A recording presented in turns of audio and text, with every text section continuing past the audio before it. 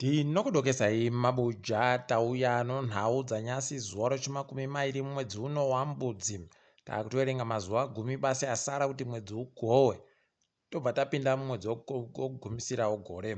Munhau dzanyasi ipapa nyaya tagokunyepai zuva rechigumi mwedzi uno kuti kune wapwere wadokerera wari kutekaira wachiimba kunge wari kuita zvechiovheti kwamutoko. Tazoboya kuti chii chiri kuitika. Ipapa kwai wakaunganidziwa naIsrael Gambara. Iko kwamutokoko wari kutoita unge kambani yoana mahobho asi paliba ari kuziva kuti chii chaizvo chiri kuitika.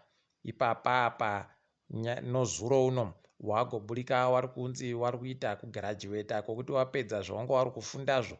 Heno kuti zvii zvawanga wachifundisiwazvo zvinoita kuti wagodando. Ticharamba hedu takaringa kuti vanenge vachiitisiwei kana kuti vanenge vachiitirepi. Munondoziva tikazvibata tinondokunyepai. Nyasi bhangi roCBZ ragobvunziwa nevamwe kuti ko makazvitekaidza sei kuti Tshabangu agovhure homwe ikweyo ari pasi pobato roCCC. Wandoti takateedzera zvese zvinodikana kuti titeedzere. Waribe kureketa kuti chii chaizvo nekutoti mapepa anofanira kunge akasainiwa noana bato homwe pokare nowatungamiri webatoro kuti zviite zvakanaka. Kuno heno kuti achanga akasainiwa nani rekai tigoona. Ticharamba hedu tichiringa kwazvinenge zvichienda. Iye nyasi Tshabangu agoendesa mapepa kudare guru munyika akati iye ari kuda kuti wese waakabisa mudare reparamende nokumakanzuru wareke kuendesiwa, warambidziwe nodare kuti wapinde. Heno kuti zvichatetekewa chero ipapa nekutoti iro dare irori pakare pakanga pakuendiwa kusarudzo dzatabva kuita idzodzi wagorambira bato roCCC kuti ribise vamwe vanhu wakati aiwa zvinoita izvozvo. Saka heno apa kuti richada kuti ritetekere nyaya yaTshabangu chere kana kuti zvinenge zvichakaira sei tinenge tichiona. Iye Tshabangu kumateleku aiwa kana wari kumupa mariwo homwe yavo yakatosimba nokutoti izvezvi pokare kudare guru ikweyo bato roCCC rakaendesa nyaya rikati rida kuti anzi iye ari kunyepera zvaari kuita haaripo bapa vanhu voCCC vanofanira vachiita zvaari kuitazvo. Kuno nyaya yacho yanzi kwaigouya mangwana pokare nokuti nyasi yeTshabangu atadza kuendesa mapepa yache nonguwa. Rekai tigoramba takaringa kuona kwazvinoenda. Nyasi bato roCCC ragoisa vanhu varo richiburitsa mazita wese wari kupinda mudare reparamende. Wamwe yedu wari kupinda mudare reparamende wari kusanganisira Prince Dubeko Sibanda, kufa kutizwi Munyaradzi, Nicola Watson, Raphael Pasho Sibanda, Makaza Desmond, Obert Manduna, Eric Gono, Bright Moyo naMorgan Ncube. Tichagokunyepai mangwana kuti makanzura anenge ari kupindawo ndowapi tinenge tichikunyepai. Wafundi wopachikoro chohurumende choIlupane State University kwaizvezvi waamukirira kuita kuratidzira nokuti kwai chikoro chii wakuru wacho wagoti kana munhu ari pekupedza kubhadhara mari yochikoro yese anobvumiwa ba kuti anyore bvunzo. Kuno kureketa kuti unenge watotaya gore rese ipapa pakaita kunyangara. Rekai tione kuti zvichapera zvakaita sei. Ticharamba takaringa tinenge tichindokunyepai. Apawo kwai muzvinafundo Ngwabi Bhebhe achagoikiwa musomugoera iko kumuzindawo unoikiwa vanhu zaNPF kuHeroes Acre. Tichagokunyepai kuti zvii zvinenge zvichiitika pokare kuti iwa munangarwa wanenge wari kureketa kuti kudini. Zvese munondoziva tichikupakurirai. Wopamukobha nyasi waramba wakatoita kuita kuvhura madziso nonzewe kuti peno wanga mbwe kuti chikoro chichavhuriwa rini nokutoti kwai chakapfikiwa nonyaya iyo nyaya inorwadza, nyaya yomanyoka. Saka dheti rekuti wavhure pari kuziva kuti ndirini, asi unobva watoona kutoti nyika yedu idi toda kutonamatiwa chaiko kusvino nekuti zvaitoita izvozvi zvakaita kunyangara chaiko. Wamuturi Ncube nyatso wangu ariko kuguta roBulawayo wari kuita kwaikuparura kunonzi kuerengiwa kwezvinhu zvinochekuita nemamiriro upfumi, economic census, kwaikuchatanda kuitiwa gore ra2025 kuchizoitiwa makore mashanu anenge achiteera.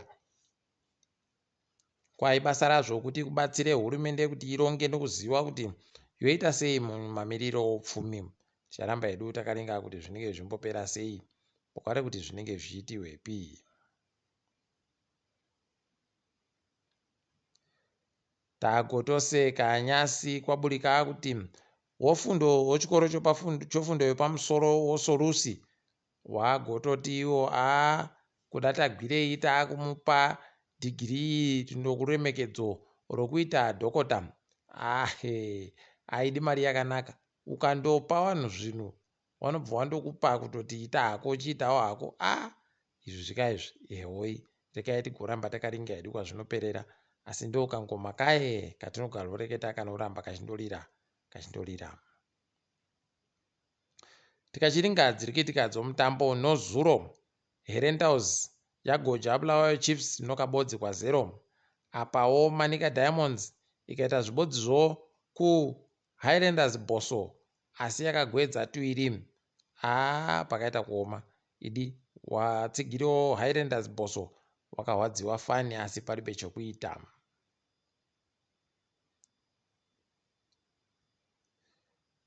Nyika yoZimbabwe yagotamba mutambo noNigeria nozuro wayaifanira kuhina nokuti Nigeria yonge isikutamba bazvisvinu asi wakatadza kuhina wakabva wandoita kabodzi.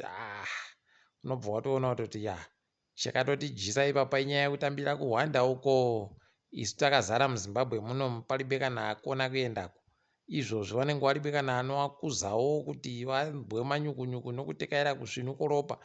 Kuno zvinotekaira sei ipapa? Rekai tigoona kuti zvichasvikepi. Chimwe chatobva chanyanya kuhwadza ipapawo Zifo watoreketa kutoti tinotowacha majezi iwayo anenge achitsenzesiwa iwayo. Tinoita bazvo kutoti tiwabvumirei kuti apfeka nyasi abva ape mubiya ache kana wokuNigeriawo kana wokupi.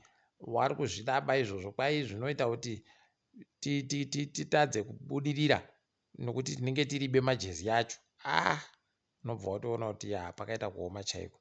Asi rekai tigoramba takaringa kuona kuti zvinopera sei.